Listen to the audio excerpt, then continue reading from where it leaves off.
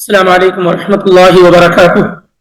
الحمد لله الذي كفى والصلاة والسلام على النبي المصطفى وأشهد أن لا إله إلا الله وحده لا شريك له وأشهد أن محمدا عبده ورسوله. أما بعد، يقول الله تعالى في كلامه العظيم: أعوذ بالله السميع العليم من الشيطان الرجيم.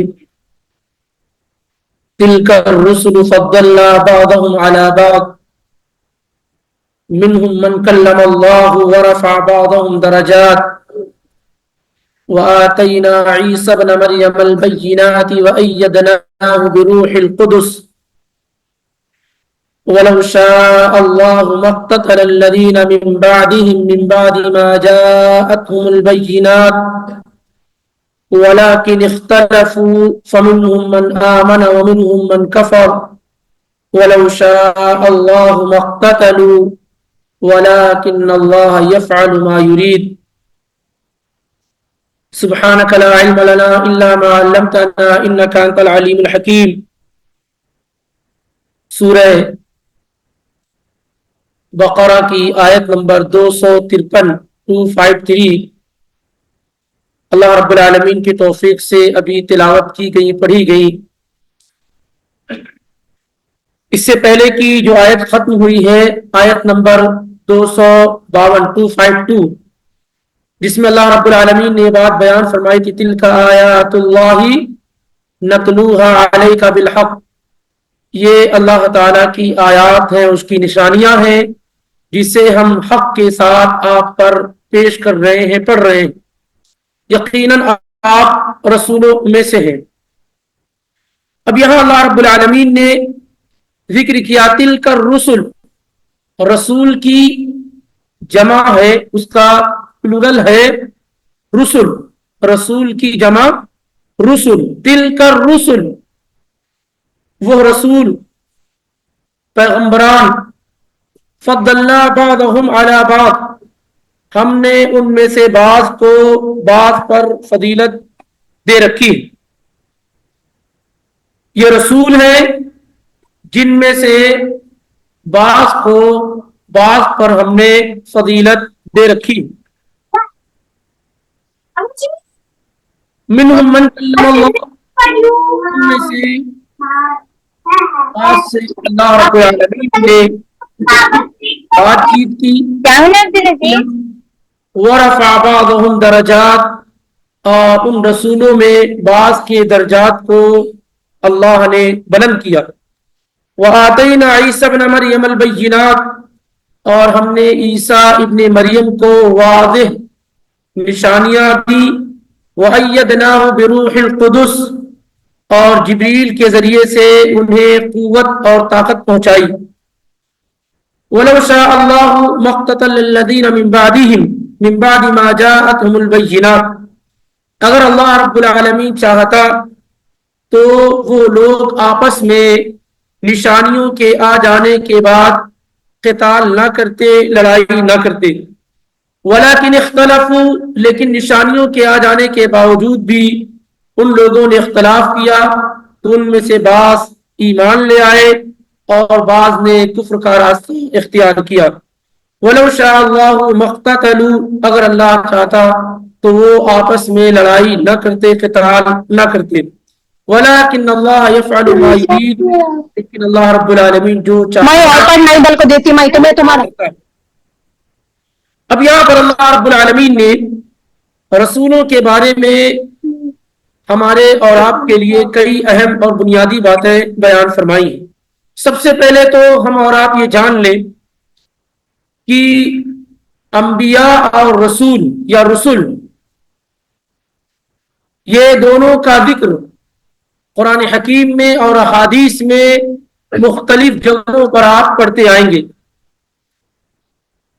اور ایمان کے بنیادی 6 ارکان میں سے ایک اہم رکن، ایک اہم پلر انبیاء اور رسل پر ایمان لانا ہے۔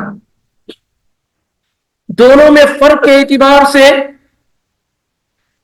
انبیاء وہ ہوتے ہیں جن کو کوئی نئی شریعت نہ دی گئی بلکہ پرانی ہی شریعت کا پابند انہیں بنایا گیا ہو، جبکہ رسول وہ ہوتے ہیں جن پر اللہ نے کتابیں نازل کی ہوں اور ایک نئی شریعت کے ساتھ اللہ تعالیٰ نے انہیں بھیجا۔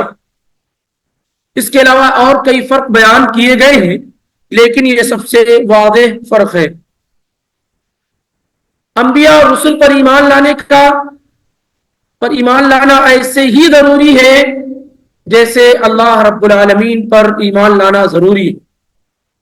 کسی ایک نبی کے انکار سے انسان دائرہ اسلام سے نکل جاتا ہے، کسی ایک نبی کے نہ ماننے سے انسان ایمان کی حالت سے نکل جاتا ہے۔ اس لیے تمام انبیاء اور رسل پر ویسے ہی ایمان لایا جائے گا جیسے اللہ پر ایمان لایا جاتا ہے اور دوسری چیزوں پر ایمان لایا جاتا ہے۔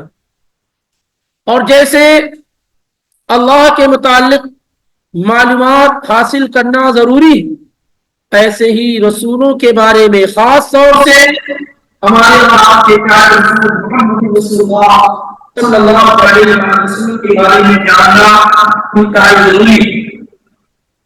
اسی طریقے سے انبیاء اور رسل کے بارے میں ہمارا اور آپ کا کچھ عقیدہ انتہائی صاف اور ستھرے انداز میں ہونا چاہیے۔ ان میں پہلی چیز یہ ہے کہ اللہ نے جتنے انبیاء اور رسل بھیجے سب کے سب مردوں میں سے تھے، عورتوں میں سے کوئی نبی اور رسول نہیں ہوا۔ رب العالمین کا ارشاد ہے سورہ یوسف کی آیت نمبر 109 میں، وَمَا أَرْسَلْنَا مِن قَبْلِكَ إِلَّا رِجَالًا نُوحِي إِلَيْهِم مِّنْ أَهْلِ الْقُرَىٰ، ہم نے آپ سے پہلے جتنے لوگ بھیجے ہیں سب مردوں میں سے تھے جن پر ہم نے وحی کی ہے۔ تو تمام انبیاء اور رسل یہ مردوں میں سے تھے، عورتوں میں سے کوئی نبی اور رسول نہیں بنایا گیا۔ اور یہ جو لوگوں کے درمیان مشہور ہے کہ مریم علیہ السلام یہ نبیہ ہے، یہ بالکل بے بنیاد اور غلط بات ہے۔ اسی طریقے سے انبیاء اور رسول شہروں میں بھیجے جاتے تھے، گاؤں میں انبیاء اور رسول نہیں بھیجا جاتے تھے۔ تو کوئی فرشتوں میں عورتوں میں کوئی نبی اور رسول نہیں ہوا، اور اسی طریقے سے گاؤں میں کوئی نبی اور رسول نہیں بھیجا گیا۔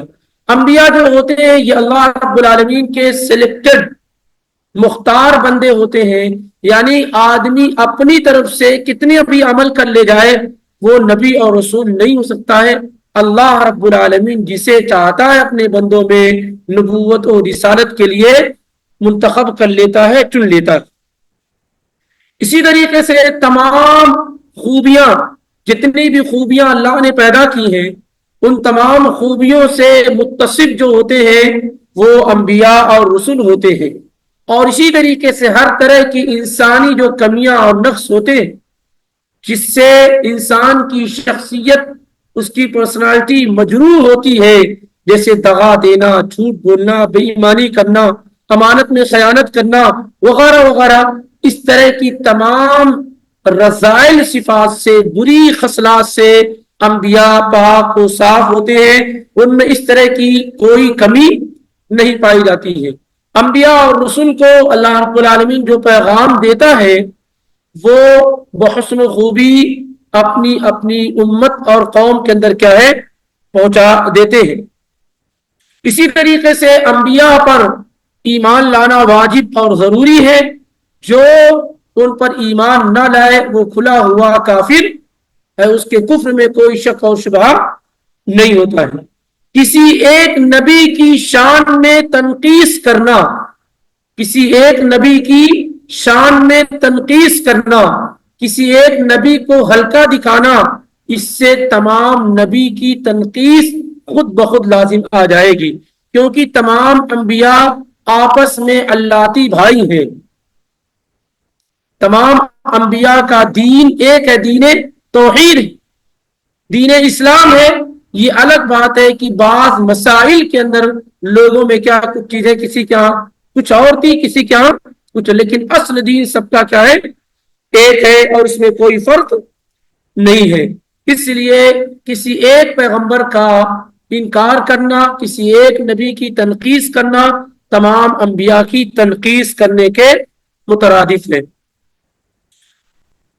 اسی لیے اللہ تعالیٰ نے قرآن حکیم میں کئی جگہ یہ بات ہمیں سمجھائی ہے کہ لا نفرق بین احد منہم، ہم ان رسولوں میں سے کسی کے درمیان تفریق نہیں کرتے، فرق نہیں کرتے کہ ان کو مانیں گے اور ان کو نہیں مانیں گے۔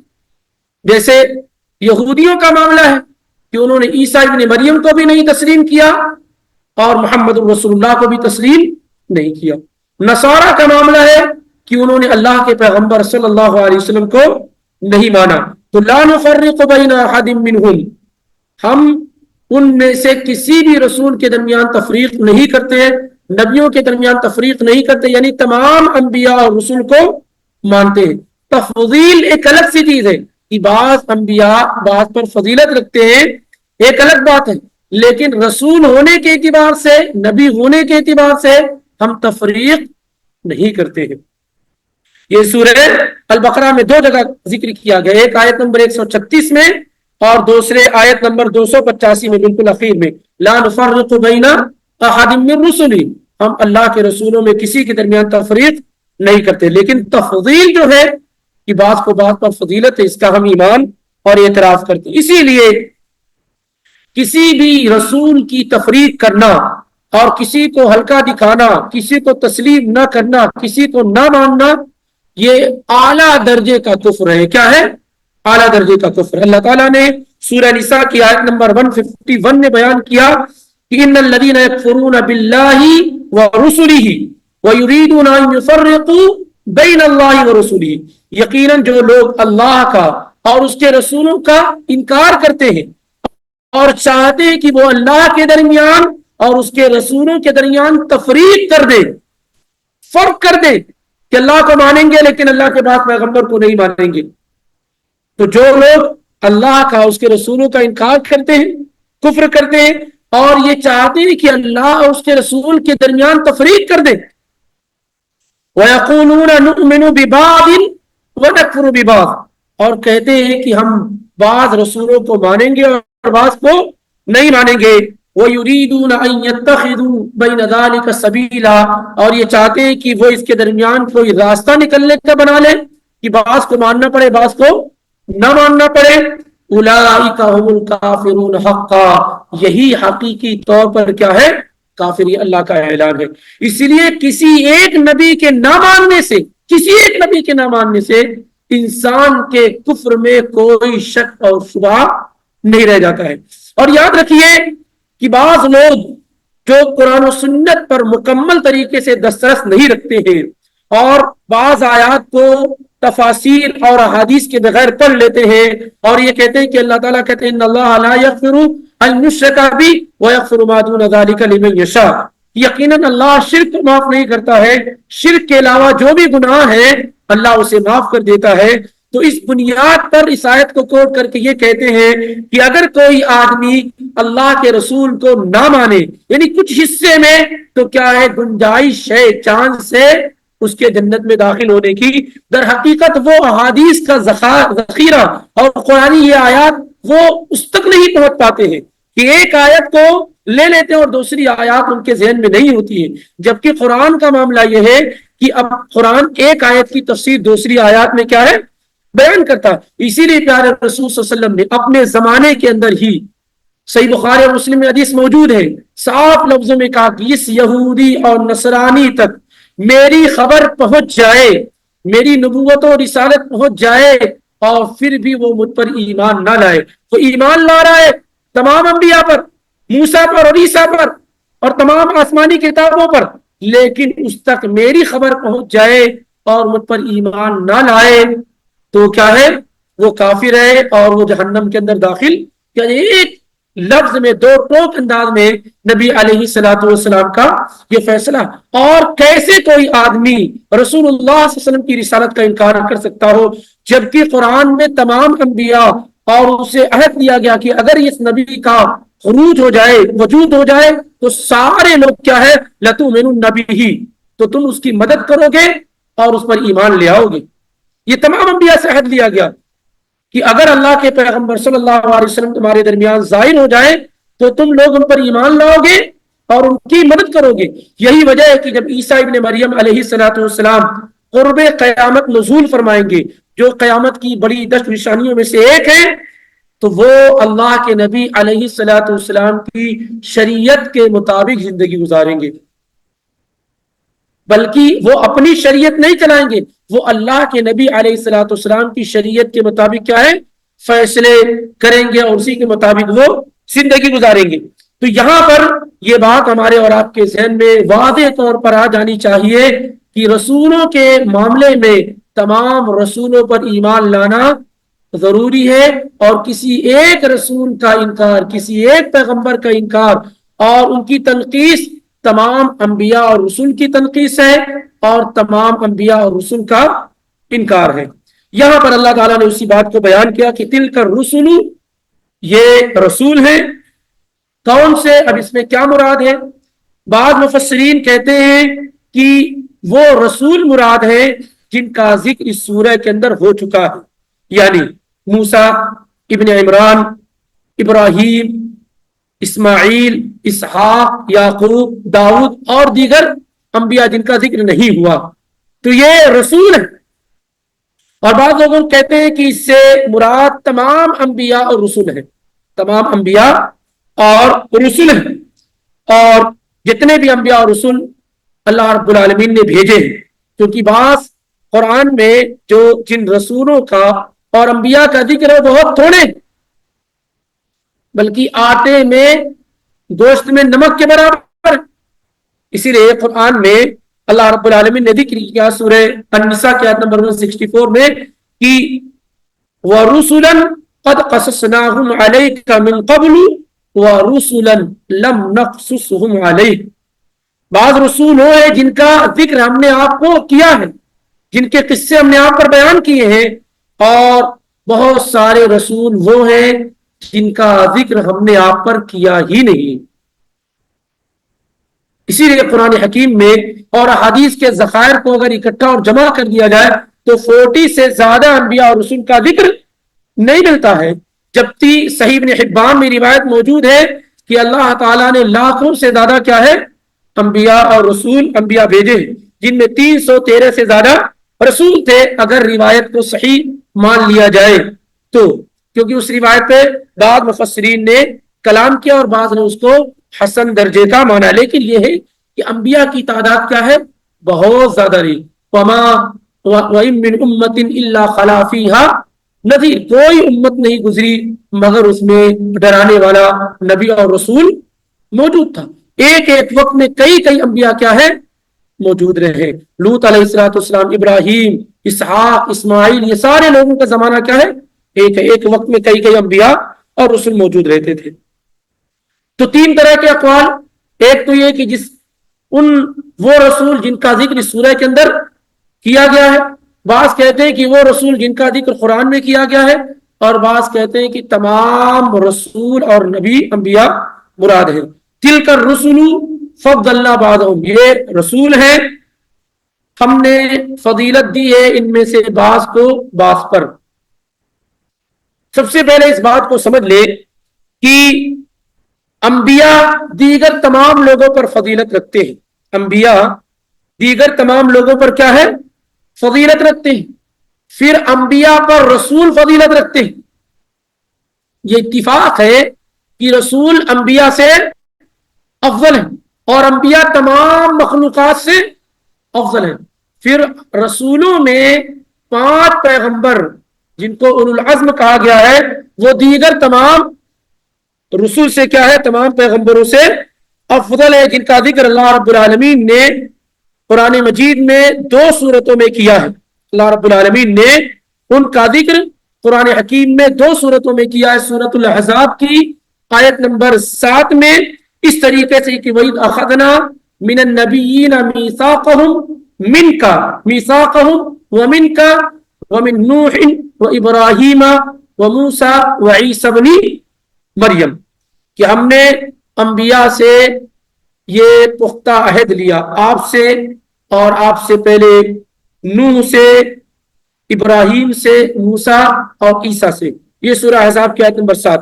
اور سورۃ الشورى کی آیت نمبر 13 میں بھی اللہ تعالیٰ نے اس کا ذکر کیا کہ شرع لکم من الدین ما وصى به نوحا والذی اوحینا الیک وما وصینا به ابراہیم وموسیٰ وعیسیٰ ان اقیموا الدین ولا تتفرقوا فیہ.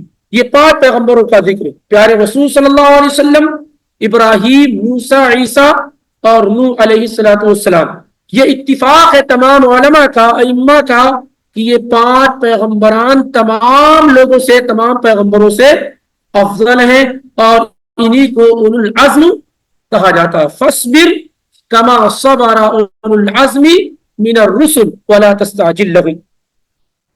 اور ان میں سب سے افضل محمد رسول اللہ صلی اللہ علیہ وآلہ وسلم ہے، پھر اس کے بعد ابراہیم علیہ السلام، پھر اس کے بعد موسیٰ علیہ السلام، اور اس کے بعد چوتھے اور 5ویں نمبر میں اتفاق نہیں ہے کہ نوح علیہ السلام افضل ہے یا عیسیٰ ابن مریم افضل ہے. لیکن 3 ترتیب یہی ہے کہ سب سے افضل محمد رسول اللہ، پھر اس کے بعد ابراہیم، پھر اس کے بعد موسیٰ اور نوح اور عیسیٰ ابن مریم علیہ السلام میں واضح قول علماء کی جانب سے موجود نہیں. یہ جو تفضیل ہے یہ اللہ تعالیٰ نے خود کیا ہے بیان فرمائی. اللہ تعالیٰ نے کیا ہے خود بیان فرمائی.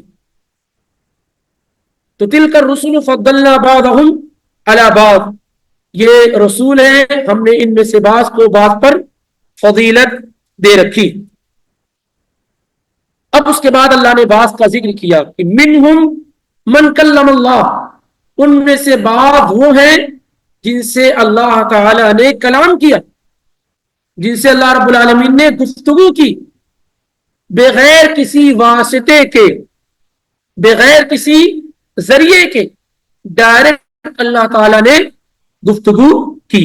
اور اس میں سب سے اہم نام کن کا ہے؟ موسیٰ علیہ السلام کا ہے. اس لیے کہا جاتا ہے موسیٰ کلیم اللہ، موسیٰ کلیم اللہ. اللہ تعالیٰ نے سورہ نساء کی آیت نمبر 164 میں کہا وَكَلَّمَ اللَّهُ مُوسَىٰ تَكْلِيمًا، اور اللہ تعالیٰ نے موسیٰ علیہ السلام سے کلام کیا، گفتگو کی.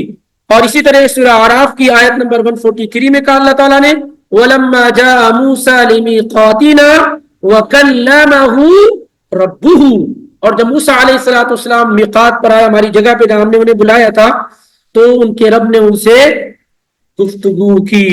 اور سورہ مریم میں اللہ تعالیٰ نے کہا وَنَادَيْنَاهُ مِنْ جَانِبِ الطُّورِ الْأَيْمَنِ، طور سینا کے پاس سے ہم نے انہیں آواز لگائی، انہیں بلایا. تو موسیٰ علیہ السلام سے اللہ تعالیٰ نے بغیر کسی واسطے کے گفتگو کی ہے. یہی اہل السنہ والجماعہ کا عقیدہ ہے، کیونکہ بہت سارے لوگوں کا کہنا یہ ہے کہ اللہ تعالیٰ ڈائریکٹ گفتگو اور بات چیت کسی سے نہیں کرتا.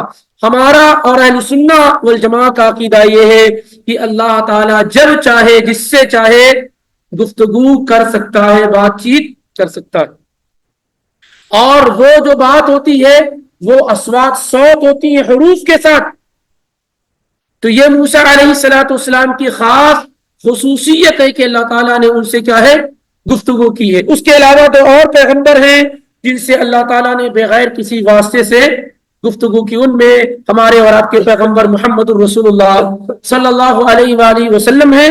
جب آپ معراج تشریف لے گئے تو اللہ تعالیٰ نے آپ سے بغیر کسی واسطے اور ذریعے کے گفتگو کی. اور تیسرے نبی ہیں آدم علیہ السلام، جیسا کہ صحیح ابن حبان میں ذکر کیا گیا ہے کہ آپ سے پوچھا گیا کہ کیا آدم علیہ السلام نبی تھے؟ تو آپ صلی اللہ علیہ وسلم نے فرمایا نبی مکلم، وہ ایسے نبی تھے جن سے گفتگو کی گئی ہے، اللہ تعالیٰ نے بات چیت کی ہے. اس وہی روایت ہے جس پہ کلام کیا گیا ہے. لیکن قرآن کی دوسری آیت اس بات کو مضبوط کرتی ہیں کہ آدم علیہ السلام سے اللہ تعالیٰ نے بغیر کسی واسطے اور ذریعے کے گفتگو کی ہے. وَقُلْنَا يَا آدَمُ اسْكُنْ أَنْتَ وَزَوْجُكَ الْجَنَّةَ، اور ہم نے کہا ہے آدم تم اور تمہاری بیوی جنت میں ٹھہرے رہو. اور اس طرح کی دوسری آیات ہیں جس سے معلوم ہوتا ہے کہ اللہ تعالیٰ نے پردے کے بغیر کسی واسطے کے آدم علیہ السلام سے بھی گفتگو کی ہے. لیکن موسیٰ علیہ السلام ہی کو کلیم اللہ کہا جاتا ہے کیونکہ اس خصوصیت میں وہ یکتا ہے، تنہا ہے، منفرد ہے، اس اعتبار سے کہ ان سے اللہ تعالیٰ نے ڈائریکٹ گفتگو زمین پر کی، اور آدم علیہ السلام سے اللہ نے جنت میں کی، اور نبی علیہ السلام سے معراج کی رات میں کی. لیکن موسیٰ علیہ السلام سے زمین پر گفتگو اللہ رب العالمین نے فرمائی. اس کے علاوہ جابر رضی اللہ تعالیٰ عنہ جو مشہور صحابی ہیں، ان کے والد عبداللہ بن عمرو بن حرام الانصاری رضی اللہ تعالیٰ عنہ سے بھی اللہ تعالیٰ نے گفتگو کی ہے. اور اس موقع سے کہ عبداللہ الانصاری رضی اللہ تعالیٰ عنہ کی شہادت غزوہ احد میں ہو گئی، اور شہادت کے بعد اللہ کے پیغمبر نے ان کے صاحبزادے کو، جابر کو، بڑا مغموم دیکھا، حزین دیکھا، افسردہ دیکھا. تو اللہ کے نبی علیہ السلام نے کہا کیا میں تمہیں ایسی بات نہ بتاؤں جس سے تمہیں خوشی لاحق ہو جائے؟ تو انہوں نے کہا آپ ضرور بتائیے. تو آپ صلی اللہ علیہ وسلم نے کہا ما کلم اللہ احدا قط الا من وراء حجاب وکلم اباک کفاحا. اے جابر، اللہ تعالیٰ نے تمہارے والد کو زندہ کیا اور ان سے روبرو گفتگو کی بغیر کسی پردے کے. لیکن یہ معاملہ کیا دنیا سے متعلق نہیں ہے. وفات، شہادت کے بعد اللہ نے جب ان کو زندہ کیا تو ان سے ڈائریکٹ اور بغیر کسی واسطے کے گفتگو کی. سنن ترمذی میں 3010 اور ابن ماجہ میں 190 میں یہ روایت موجود ہے. تو منہم من کلم اللہ، بعض رسول وہ ہیں جن سے اللہ تعالیٰ نے بغیر کسی واسطے کے گفتگو کی. اب دیکھیں ابراہیم علیہ السلام کتنے بڑے پیغمبر ہیں، لیکن بغیر کسی واسطے سے گفتگو اللہ نے ان سے نہیں کی. تو بعض انبیاء کی جو فضیلت ہے وہ جزئی طور پر دوسروں سے ممتاز اور الگ ہو جاتے. یوسف علیہ السلام حسن کے معاملے میں دیگر انبیاء اور رسول سے الگ ہے، خواب کی تعبیر بیان کرنے میں دیگر پیغمبروں سے الگ ہے. خلیل اللہ تعالیٰ نے ابراہیم علیہ السلام کو بنایا اور محمد صلی اللہ علیہ وآلہ وسلم کو بنایا. موسیٰ علیہ السلام کو سے اللہ تعالیٰ نے ڈائریکٹ کیا ہے گفتگو کی. تو بعض پیغمبر بعض کیا ہے دوسروں سے الگ اور ممتاز ہے. اس اعتبار سے جو ہے ہر پیغمبر کی اپنی ایک خصوصیت ہے. داؤد علیہ السلام کو اللہ نے بہت ساری ایسی چیزیں دی جس سے دیگر انبیاء اور رسول کو نہیں دی گئی. سلیمان علیہ السلام کو اللہ تعالیٰ نے جو ہے ایسی بادشاہت دی جس طرح کی بادشاہت روئے زمین پر اللہ نے کسی کو بھی نہیں دی. چرند پرند سب ان کے تابع ہیں، جنات انسان سب ان کے تابع وغیرہ اس طریقے سے. لیکن مطلق طور پر، مجموعی طور پر تمام پیغمبروں پر اللہ کے پیغمبر محمد رسول اللہ صلی اللہ علیہ وسلم کو اللہ تعالیٰ نے کیا ہے فضیلت دی. اسی لیے کہا ورفع بعضهم درجات، اور ان میں سے بعض کے درجات کو اللہ نے کیا ہے بلند کر دیا، اٹھا دیا. اس سے اکثر مفسرین کہتے ہیں کہ اس سے مراد اللہ کے پیغمبر جناب محمد رسول اللہ صلی اللہ علیہ وآلہ وسلم ہے، کیونکہ ایز اے ہول مجموعی طور پر اللہ کے پیغمبر تمام پیغمبروں سے کیا ہے افضل اور اعلیٰ اور عرفہ ہے. اس کی کئی وجہ قرآن میں بھی ذکر کی گئی اور احادیث میں بھی ذکر. ایک بڑا فرق یہ ہے کہ آپ سے پہلے جتنے بھی انبیاء اور رسول بھیجے گئے وہ ایک خاص کمیونٹی کے لیے، خاص ایریا اور جگہ کے لیے بھیجے گئے، جبکہ اللہ کے پیغمبر صلی اللہ علیہ وسلم کے بارے میں کیا ہے کہ آپ تمام لوگوں کی طرف نبی اور رسول بنا کر بھیجے گئے. قل یا ایھا الناس انی رسول اللہ الیکم جمیعا. اسی طریقے سے مقام محمود عسیٰ ان یبعثک ربک مقام محمودا، مقام محمود یعنی شفاعت کبریٰ، سب سے بڑی شفاعت کا حق اللہ تعالیٰ نے آپ کو دیا ہے. اسی طریقے سے جنت میں اللہ تعالیٰ نے ایک جگہ بنا رکھی جس کا نام الوسیلہ، لا ينبغی لأحد، جو اللہ کے بندے میں سے صرف ایک بندے کے لیے مناسب ہوگا. جگہ جو جنت میں اللہ نے تیار کر رکھی ہے وہ کس کے لیے ہوگی؟ صرف ایک بندے کے لیے ہوگی. اور آپ فرماتے ہیں وَأَرْجُو أَنْ أَكُونَ أَنَا هُوَ، اور مجھے امید ہے کہ میں ہی اللہ تعالیٰ کا وہ بندہ ہوں گا۔ وہی دعا ہے جو اللہ تعالیٰ نے، اللہ کے پیغمبر نے آذان کے بعد سکھلائی، اللہم رب هذه الدعوة التامة والصلاة القائمة آت محمدا الوسیلۃ، تو محمد صلی اللہ علیہ وسلم کو وسیلہ عطا فرما، وہ جگہ جو جنت میں خاص صرف ایک بندے کے لیے ہے وہ اللہ کے پیغمبر کو عطا فرما۔ آپ نے فرمایا کہ جس نے میرے لیے اللہ سے وسیلہ مانگا تو میں اس کے لیے قیامت کے دن شفاعت کروں گا۔ تو یہ بعض چیزیں وہ ہیں جس میں کوئی بھی پیغمبر اور رسول اللہ کے نبی علیہ السلام کے ساتھ شامل نہیں ہے۔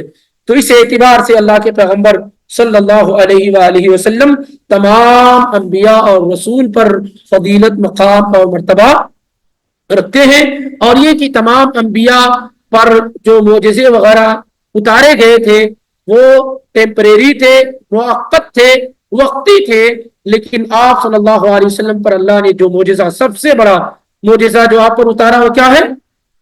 القرآن المجید ہے، جو قیامت تک باقی ہے۔ آج کسی بھی کوئی بھی نبی اس روئے زمین پر نہیں، کوئی بھی پیغمبر اس روئے زمین پر نہیں، لیکن اور نہ ان کا معجزہ موجود ہے، لیکن اللہ کے پیغمبر کا معجزہ موجود ہے۔ اس طریقے سے بہت ساری خصوصیت نبی صلی اللہ علیہ وسلم کی ہے، باقاعدہ اس پر کتابیں لکھی، الخصائص الکبریٰ، امام سیوطی کی بڑی جامع کتاب ہے جس میں انہوں نے کئی سو ایسی خصوصیات ذکر کی ہیں جو اللہ نے دیگر کسی بھی شخص کو، پیغمبر کو، رسول کو نہیں دیے۔ امام ابن تیمیہ نے مجموع الفتاوی میں ذکر کیا ہے کہ آپ صلی اللہ علیہ وسلم کے علاوہ اتنے انبیاء اور رسول اللہ نے بھیجے ہیں، کسی کی قبر کے بارے میں یہ جو ضبط نہیں کہا جا سکتا ہے کہ فلاں پیغمبر کی قبر ہے۔ صرف اللہ کے نبی علیہ السلام کی قبر کو ہی محفوظ کیا گیا، آپ کے علاوہ کسی بھی نبی اور رسول کی قبر محفوظ نہیں کہ فلاں نبی فلاں پیغمبر وہی وہاں دفن کیے گئے وغیرہ وغیرہ۔ تو ورفع بعضهم درجات، اور بعض پیغمبروں کے درجات کو اللہ تعالیٰ نے کیا ہے؟ بلند کر دیا، اور اس سے مراد اللہ کے رسول صلی اللہ علیہ وآلہ وسلم، اور اگر اس کے ساتھ اور پیغمبروں کو شامل کرتے ہیں جیسے ابراہیم علیہ السلام، اور اسی طریقے سے ادریس علیہ السلام، جن کو اللہ تعالیٰ نے جن کے مقام کو بلند کر دیا، ورفعناہ مکانا علیہ، اور ہم نے ادریس علیہ السلام کے بارے میں اللہ نے کہا کہ ہم نے ان کو اعلیٰ مقام پر اٹھا لیا۔ اس سے یہ نہیں سمجھنا چاہیے کہ ان کو زندہ اٹھا لیا گیا جیسا بہت سارے لوگ سمجھتے ہیں، زندہ صرف ایک پیغمبر کو اٹھایا گیا اور عیسیٰ ابن مریم علیہ السلام، باقی کوئی دوسرا نہیں ہے۔ اور ایسے ہی عیسیٰ علیہ السلام کو اللہ تعالیٰ نے بعض چیزوں میں دوسرے پیغمبروں کو پر فضیلت دی۔ تو منہم من کلم اللہ، بعض پیغمبروں جن سے اللہ نے گفتگو کی، ورفع بعضهم درجات، اور بعض پیغمبروں کے درجات کو اللہ نے بلند کیا، وآتینا عیسی ابن مریم البینات، خاص عیسیٰ علیہ السلام کا ذکر ہو رہا، وآتینا، اور ہم نے دیا، عیسی ابن مریم البینات، عیسیٰ جو مریم کے بیٹے۔ یہ بات اللہ تعالیٰ قرآن میں بار بار بیان کرتا ہے تاکہ کسی کے ذہن و دماغ میں یہ نہ پیدا ہو جائے کہ یہ الہ اور معبود، یہ کیا ہے؟ الہ اور معبود ہے۔ وآتینا عیسی ابن مریم البینات، اور ہم نے عیسیٰ ابن مریم کو واضح نشانہ دیا۔ بینتن کہتے ہیں الدلالہ الواضحہ، واضح نشانی، بینتن اسی کی جمع بینات، اور ہم نے عیسیٰ ابن مریم علیہ السلام کو واضح نشانیاں دی۔ جب کسی کے والد نہ ہو یا ان کا پتہ نہ ہو تو ایسے بچے والدہ کی طرف منسوب کیے جاتے۔ کس کی طرف؟ والدہ کی طرف منسوب کیے جاتے، چونکہ اللہ تعالیٰ نے عیسیٰ ابن مریم کو بغیر باپ کے پیدا کیا، اس لیے ان کی نسبت ان کی والدہ کی طرف کی جاتی ہے۔ اور یہ اللہ تعالیٰ کی نشانیوں میں سے بہت بڑی نشانی، جن لوگوں نے اس کا انکار کیا تو اللہ تعالیٰ نے کہا ان مثل عیسیٰ عند اللہ کمثل آدم خلقہ من تراب ثم قال له کن فیکون۔ کیوں تم لوگ عیسیٰ ابن مریم علیہ السلام کی پیدائش پہ شک کرتے ہو؟ ان کو اللہ تعالیٰ نے ویسے ہی پیدا کیا جیسے آدم کو پیدا کیا۔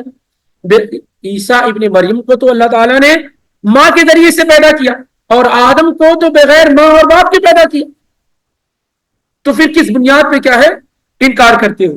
تو اللہ تعالیٰ نے یاد کی کیا وَآتَيْنَا عِيسَى ابْنَ مَرْيَمَ الْبَيِّنَاتِ، اور ہم نے عیسیٰ ابن مریم کو واضح نشانیاں دی، وَأَيَّدْنَاهُ بِرُوحِ الْقُدُسِ، اور ان کو ان کی مدد کی روح القدس کے ذریعے سے، جبریل علیہ السلام کے ذریعے سے ان کو طاقت پہنچائی، جبریل علیہ السلام کے ذریعے سے۔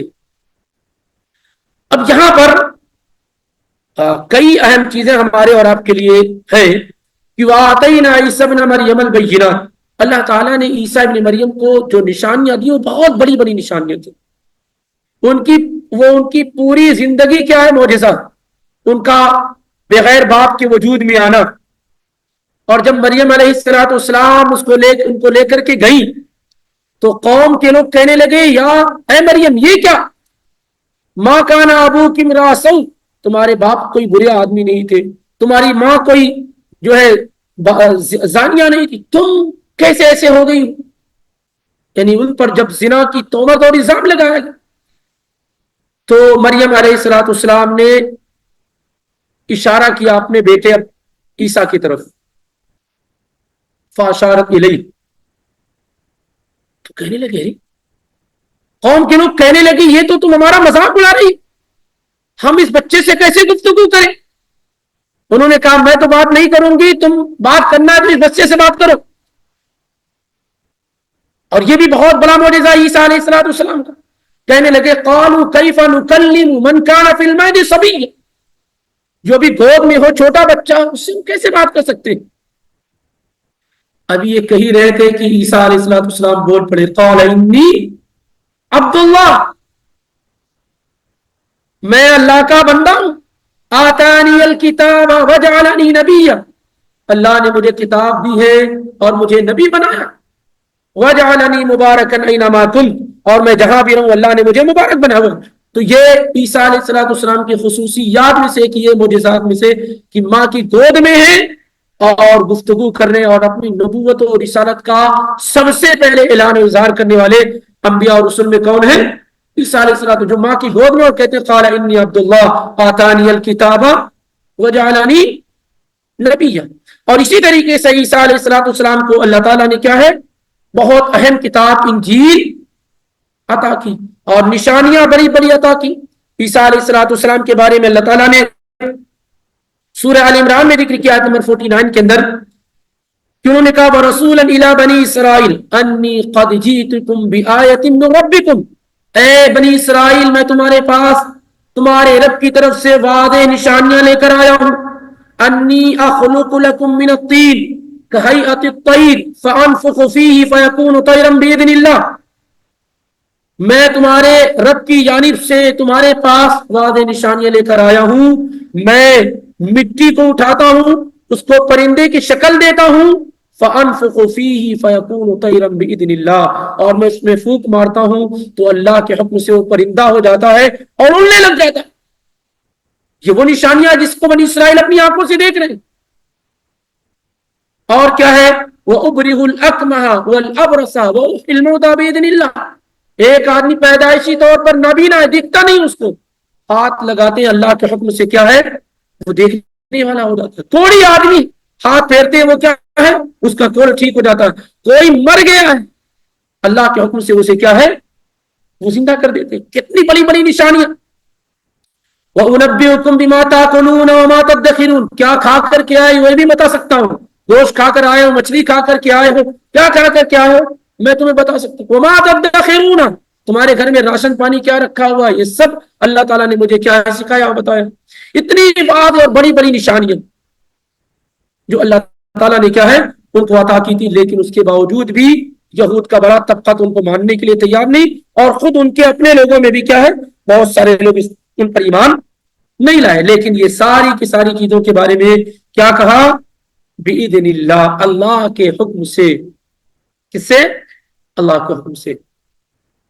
اور جانتے لوگ نبیوں کا مذاق کیسے اڑاتے ہیں، انبیاء کی توہین کیسے کرتے ہیں، کیسے ذلیل لوگ ہوتے ہیں کہ عبد القادر جیلانی کے بارے میں ذکر کرتے ہیں کہ وہ کسی قبرستان سے گزرے، لوگوں نے کہا کہ اگر آپ میں ہمت اور طاقت ہے تو آپ زندہ کر دیجئے. سوچتی اور اس پہ تالیاں بھی بجتی. کیسے عقیدے ہوتے ہیں. عیسیٰ ابن مریم جیسا پیغمبر یہ کہتا ہے کہ میں یہ ساری چیزیں اللہ کے حکم سے کر رہا ہوں. اور یہ گئے تو کہا کہ عبد القادر کہتا ہے زندہ ہو جاؤ زندہ ہو جائے. لوگوں نے کہا کہ آپ ایسے کہیے کہ اللہ کے مستحق. وہ تو عیسیٰ تھے جنہوں نے قم باذن اللہ کہا کہ اللہ کے حکم سے زندہ ہو جاؤ، کھڑے ہو جاؤ. اور یہ انہوں نے یوں ہی کہا اور وہ زندہ ہو گئے. اور کہا کس کو زندہ کرنا؟ سب کو زندہ کر رہے ہیں. سوچیں اور غور کریں کہ یہ اللہ تعالیٰ نے انبیاء اور رسول میں سے کسی کے اندر یہ طاقت نہیں رکھی تھی.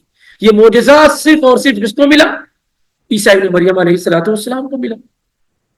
مردوں کو زندہ کرنا وہ بھی اللہ تعالیٰ کے حکم سے. تو ایک عظیم پیغمبر یہ کہتا ہے کہ میں اللہ کے حکم سے ایسا کرتا ہوں، اور دیگر لوگ کیا ہے، ان کو اللہ کے حکم کی ضرورت بھی نہیں ہوتی ہے. ان فی ذلک لآیۃ لکم ان کنتم مؤمنین. آگے کہتے ہیں اس میں تمہارے لیے واضح نشانیاں ہیں اگر تم مانو، ایمان لے آؤ. کون؟ عیسیٰ علیہ السلام یہ کہتے ہیں. تو آتینا عیسی ابن مریم البینات وأیدناہ بروح القدس. وأیدناہ بروح القدس، اللہ تعالیٰ نے کہا ہم نے ان کو طاقت پہنچائی. روح القدس سے مراد کیا ہے؟ قرآن آپ پڑھیں گے تو اس سے معلوم ہوتا ہے کہ یہ اس سے مراد جبریل علیہ السلام. تنزل الملائکۃ والروح قل نزلہ روح القدس، اس طریقے سے. اور حدیث میں بھی کہا گیا، اللہ کے نبی علیہ السلام حسان بن ثابت رضی اللہ تعالیٰ عنہ سے کہتے تھے کہ اپنے اشعار کے ذریعے سے مہاجر جو ہے مشرکین کی توہین کرو، ان کی حد بیان کرو. فإن اللہ عز وجل یؤیدک بروح القدس، اللہ تعالیٰ جبریل علیہ السلام کے ذریعے سے تمہاری مدد کر رہا، تمہاری تائید کر رہا. طبرانی نے اسے روایت کیا ہے. تو روح القدس سے مراد کون ہے؟ جبریل علیہ السلام ہے. اب یہاں دیکھیں سبحان اللہ، وَأَيَّدْنَاهُ بِرُوحِ الْقُدُسِ، اللہ نے عیسیٰ ابن مریم کو مضبوط کیا، طاقتور بنایا. کس کے ذریعے سے؟ جبریل علیہ السلام کے ذریعے سے. اس سے معلوم ہوتا ہے کہ انسان کتنی ہی قوت اور طاقت والا کیوں نہ ہو جائے، اسے ضرورت ہوتی ہے ایسے لوگوں کی جو اس کو اور زیادہ طاقت پہنچائیں، اس کو مدد کی ضرورت ہوتی ہے. اس لیے عیسیٰ علیہ السلام نے یہ بھی کہا قال من انصاری الی اللہ، کون ہے جو اللہ کے لیے میری مدد کرے. خود اللہ کے پیغمبر صلی اللہ علیہ وآلہ وسلم نے اپنی زبان مبارک سے کئی مقام پر کئی مرتبہ کہا کون ہے جو میری مدد کرے. تو انسان کتنا ہی اونچا اور اعلیٰ مقام کیوں نہ ہو جائے، اسے مدد کی ضرورت ہوتی ہے، اللہ تعالیٰ کی مدد کی ضرورت ہوتی ہے. اور اس سے یہ بھی معلوم ہوتا ہے کہ جو نصارہ کا عقیدہ ہے کہ عیسیٰ علیہ السلام الہ ہے، معبود ہے، اس کا کنڈم ہوتا ہے کہ جس شخص کو خود جبریل کی ضرورت ہو، جو خود محتاج ہو، وہ کسی کا الہ کیسے ہو سکتا ہے؟ کیونکہ الہ معبود ہوتا ہے جس کو کسی کی ضرورت نہ. تو اس کا بھی کیا ہے؟ رد ہوتا ہے. کیوں یہاں پر اللہ تعالیٰ نے دو چیزیں بیان کی، وَآتَيْنَا عِیسَىٰ ابْنَ مَرْیَمَ الْبَیِّنَاتِ وَأَیَّدْنَاهُ بِرُوحِ الْقُدُسِ، کہ تمام رسولوں میں اللہ تعالیٰ نے عیسیٰ علیہ السلام کا خاص طور سے ذکر کیوں کیا؟ یہاں پر یہاں آپ دیکھیے کسی کا خاص طور سے ذکر نہیں، لیکن عیسیٰ علیہ السلام کا خاص طور سے ذکر کیوں کیا؟ نمبر ایک، اس لیے کہ یہود جو عیسیٰ علیہ السلام کے معجزات کا انکار کر رہے تھے، ان کی رسالت کا انکار کر رہے تھے، وہ ہوش کے ناخن لے کہ یہ سب اللہ رب العالمین کی جانب سے ان کو عطا کیا گیا ہے. اور وہ لوگ جو عیسیٰ علیہ السلام کے بارے میں حد سے آگے بڑھ گئے اور ان کو الہ اور معبود سمجھ لیے، وہ یہ جان جائیں کہ وہ عیسیٰ ابن مریم ہے، یعنی عیسیٰ سے پہلے ان کی والدہ،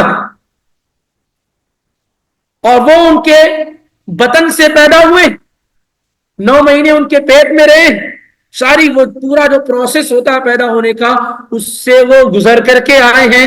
جو خود اس طریقے سے وہ پیدا ہوا ہو وہ کیسے کسی کا معبود اور الہ ہو سکتا ہے. تو یہ ساری کی ساری چیزیں تنبیہ کرنے کے لیے. وَآتَيْنَا عِیسَىٰ ابْنَ مَرْیَمَ الْبَیِّنَاتِ وَأَیَّدْنَاهُ بِرُوحِ الْقُدُسِ. البتہ ایک چیز جو ہو سکتا ہے ذہن و دماغ میں آ رہی ہو کہ یہاں اللہ تعالیٰ نے یہ بات بیان فرمائی ہے کہ ہم نے بعض رسولوں کو بعض پر فضیلت دی ہے، اور اللہ کے رسول صلی اللہ علیہ وآلہ وسلم فرماتے لا تفضلوا بین انبیاء اللہ کے انبیاء کے درمیان تم فضیلت مت بیان کرو، کسی کی فضیلت یعنی تفضیل مت بیان کرو. یہ روایت بخاری اور مسلم میں ہے. اسی طرح سے بخاری اور مسلم میں لا تخیروا بین الانبیاء، تم انبیاء کے درمیان خیار مت کرو، یہ کسی کو کہو کہ یہ زیادہ افضل ہے، دوسرے ان سے کم افضل ہے، یہ مت کہو. ایسے ہی اللہ کے نبی علیہ الصلوۃ والسلام خود کہتے ہیں اپنے بارے میں کہ انا سید ولد آدم یوم القیامہ، میں قیامت کے دن تمام اولاد آدم کا سردار ہوں گا. صحیح مسلم کی روایت ہے اور ترمذی وغیرہ میں ولا فخر، اور یہ کوئی فخر کی بات نہیں ہے. کبھی آپ کہتے ہیں کہ جس نے یہ کہا کہ انا خیر من یونس بن متہ فقد کذب، جس نے یہ کہا کہ میں یونس بن متہ سے افضل اور بہتر ہوں اس نے غلط بیانی کی. یہ بھی صحیح بخاری اور مسلم کی روایت ہے. تو ایک جگہ تو قرآن خود کہتا ہے کہ بعض پیغمبر بعض سے افضل ہے، اور دوسری جگہ آپ بیان کر رہے ہیں کہ مجھ کو یونس بن متہ سے افضل نہ کہو. کہیں آپ کہتے ہیں کہ مجھے موسیٰ سے افضل نہ کہو، کہیں آپ خود کہتے ہیں کہ میں آدم کی اولاد کا سردار ہوں وغیرہ. تو ایک ظاہری طور پر ٹکراؤ پیدا ہو رہا ہے. اس کا کیا جواب ہوگا؟ اس کا کیا جواب ہوگا؟ اس کا سب سے آسان جواب یہ ہے کہ اس طریقے سے کسی نبی کا ذکر کیا جائے، خوبیاں بیان کی جائے کہ دوسرے نبی کی تنقیص لازم آ جائے، اس سے منع کیا جا رہا ہے. مطلق خبر بیان کرنے سے، فضیلت بیان کرنے سے نہیں کہ جیسے ہمارے نبی صلی اللہ علیہ وسلم تمام انبیاء میں سب سے زیادہ فضیلت رکھنے والے، لیکن نبی علیہ الصلوۃ والسلام کا ذکر اس انداز سے کیا جائے کہ کسی اور نبی کی توہین اور تنقیص لازم آئے، اس سے منع کیا جا رہا ہے. یا اس طریقے سے کہ لڑائی جھگڑے کا معاملہ آ جائے کہ لڑائی جھگڑے کے وقت کوئی یہودی کہے کہ موسیٰ افضل ہے، نصرانی کہے کہ عیسیٰ افضل ہے، پھر مسلمان کھڑا ہو جائے اور کہے کہ وہ محمد صلی اللہ علیہ وسلم افضل ہے. اس سے کیا ہے؟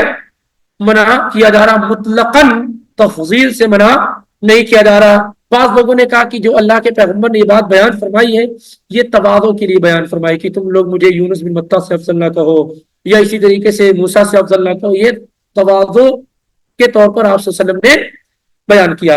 اور جو پہلا ہے معاملہ کہ لڑائی جھگڑے کے وقت یا اس طریقے کے وقت کہ آدمی کہے کہ موسیٰ افضل ہے، فلاں افضل ہے، اس سے منع کیا جائے. اور اس کے ایک واقعہ ہے کہ دو یہودی اور مسلمان میں لڑائی جھگڑا ہونے لگا.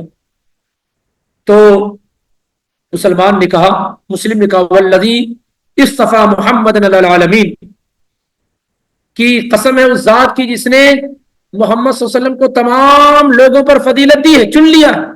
یہودی نے کہا قسم ہے اس ذات کی جس نے موسیٰ علیہ السلام کو تمام جہان والوں پر چن لیا. دیکھیے آپ سمجھ میں آ رہا اس طریقے سے.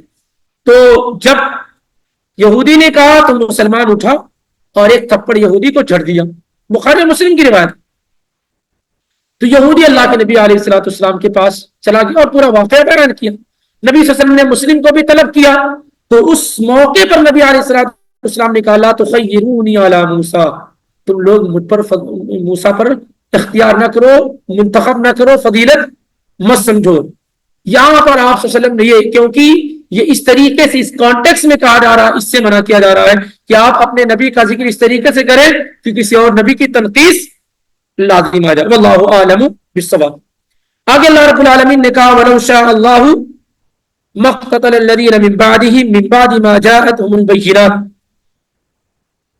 اگر اللہ رب العالمین چاہ لے، اللہ رب العالمین چاہتا، مقتتل الذین من بعدهم من بعد ما جاءتهم البینات، تو وہ لوگ ان کے پاس واضح نشانیوں کے آ جانے کے بعد آپس میں نہ لڑتے، اختلاف نہ کرتے. یعنی اگر اللہ رب العالمین چاہتا تو واضح نشانیوں کے آ جانے کے بعد وہ آپس میں نہ لڑتے.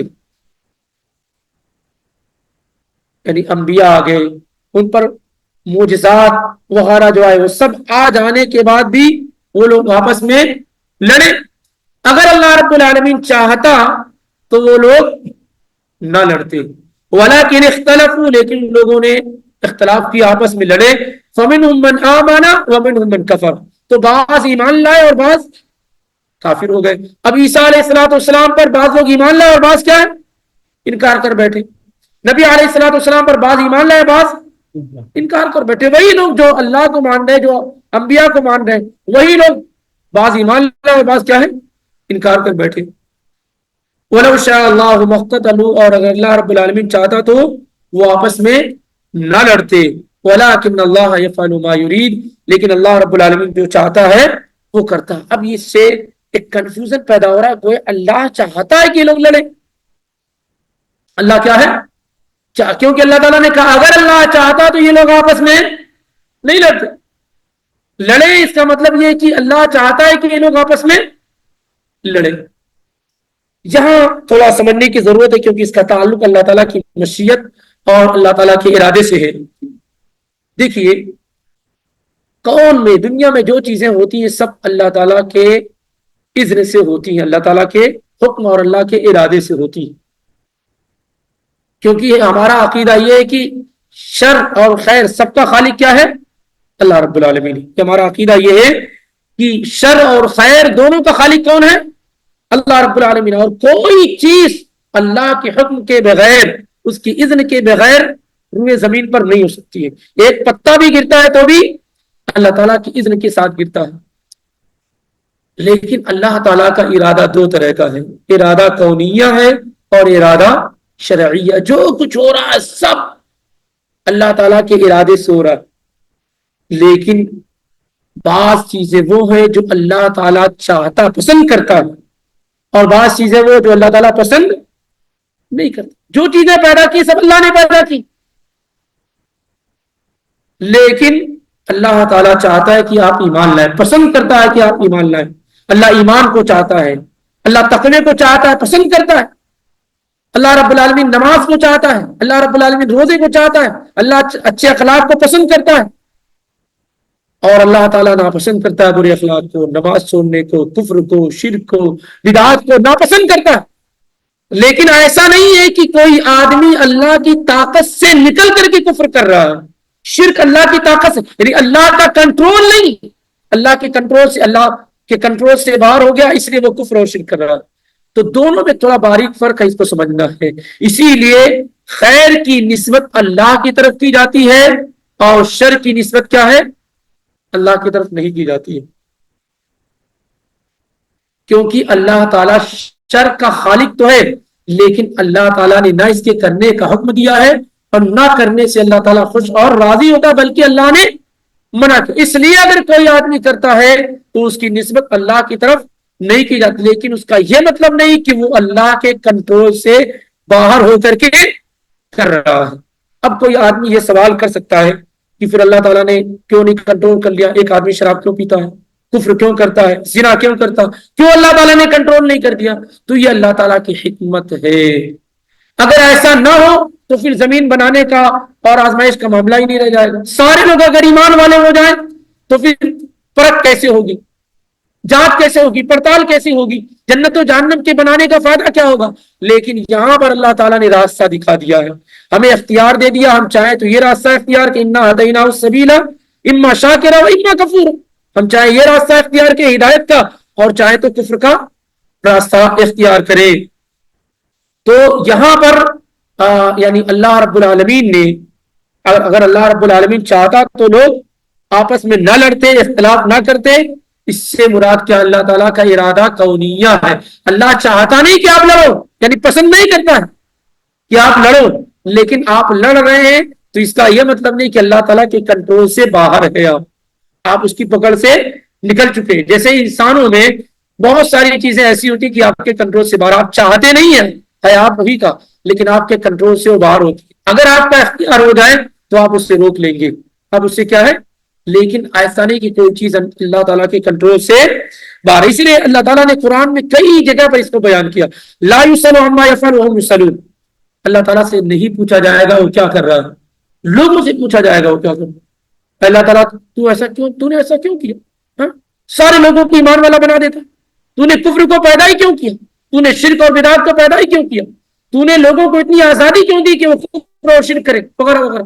اللہ سے نہیں پوچھا جائے گا، لوگوں سے پوچھا جائے گا۔ وَلَوْ شَاءَ رَبُّكَ لَجَعَلَ النَّاسَ أُمَّةً وَاحِدَةً، اگر اللہ تعالیٰ چاہتا تو ساری ایک امت ہوتی، سارے لوگ اللہ کے ماننے والے ہوتے۔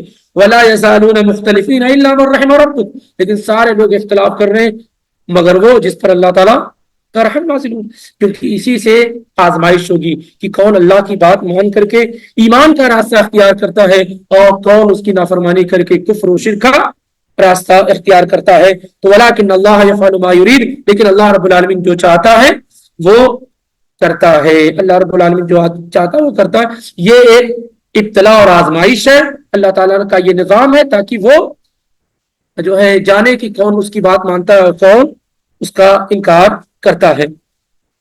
اس طریقے سے یہ آیت نمبر 253 اللہ رب العالمین کی توفیق سے مکمل ہوئی۔ اگر کوئی سوال ہے جو تفسیر کے متعلق تو کیا جا سکتا ہے۔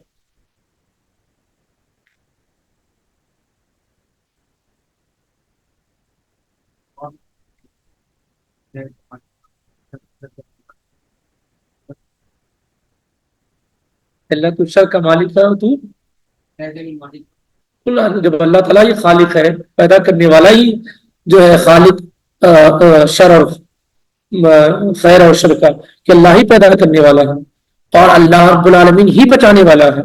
ہم کہتے بھی کتنی جگہ دعاؤں میں ہے کہ اللہ ہم اس چیز سے تیری پناہ چاہتے ہیں، اور جو تو نے اس چیز میں خرابی پیدا کی ہے اس سے بھی ہم تیری کیا ہے پناہ مانگتے ہیں۔ جیسے آپ کہتے ہیں قل اعوذ برب الفلق من شر ما خلق، اے اللہ میں تیری پناہ میں آتا ہوں ان تمام چیزوں کی برائی سے جس کو تو نے پیدا کر رکھا ہے۔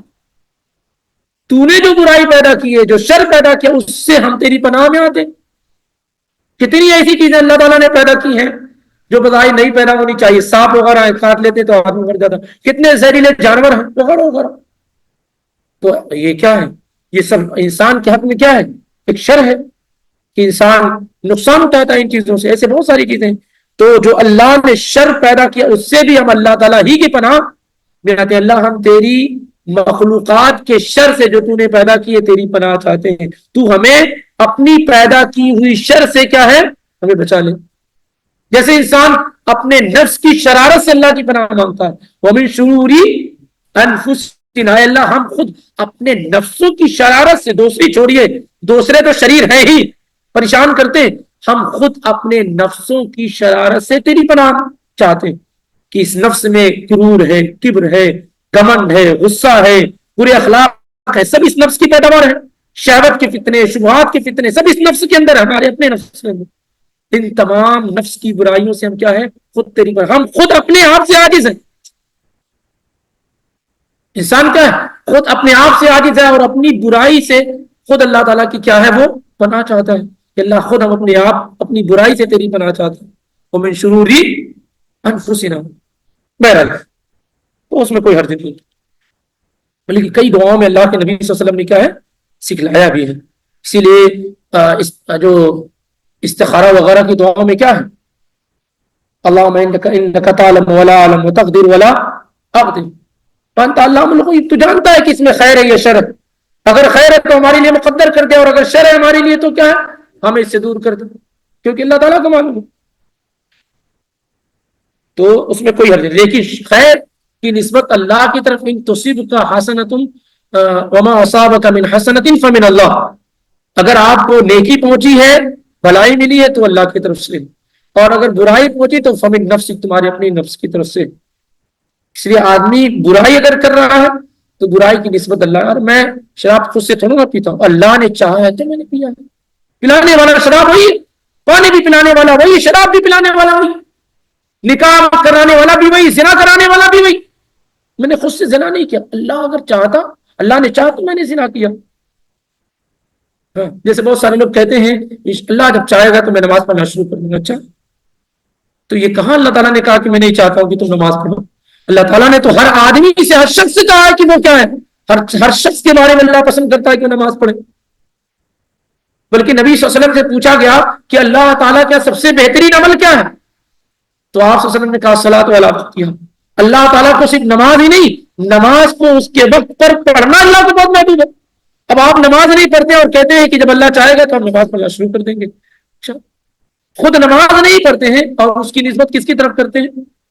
اللہ کی طرف کر دیتے ہیں. جب اللہ چاہے گا تو یہاں پر انشاءاللہ نہیں کہنا، کیونکہ اللہ تعالیٰ پسند کرتا ہے کہ آپ نماز پڑھیں. اللہ نے آپ کو نماز پڑھنے کا حکم دیا، آرڈر کیا ہے. آپ نماز نہ پڑھ کر کے اس کی مخالفت کر رہے ہیں تو شر کی نسبت اس طریقے سے اللہ رب العالمین کی طرف کیا ہے؟ نہیں کی جائے گی. بہرحال